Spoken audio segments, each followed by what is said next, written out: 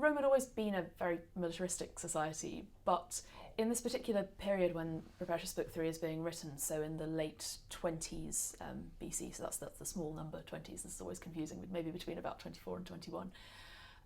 Augustus was by now fully in power. And I won't go into all the precise detail about how exactly that had happened, but he had basically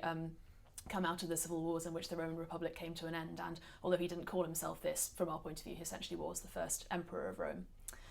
And Augustus had been extremely successful in military terms, and that was continuing to happen. But sort of almost more important than the actual military successes he was having was the sort of cultural fuss he was making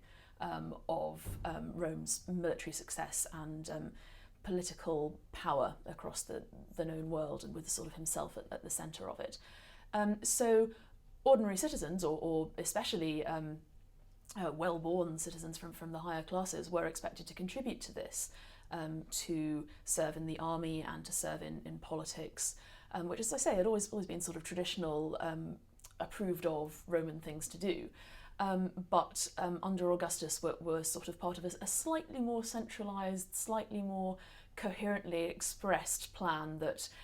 this is what Rome needs to do to preserve its greatness. So that's one way in which Propertius, by writing poems in which he says, I'm not going to do that, I'm going to write poetry and spend time hanging out with my mistress instead,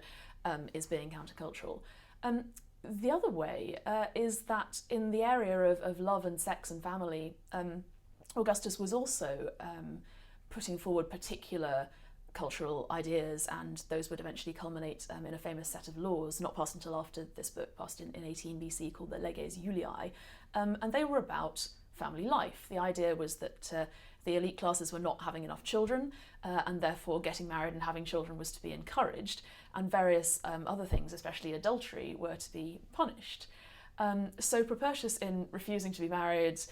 going off and having a non-marital relationship with Cynthia, is not adulterous, but clearly it's illicit sex of some kind,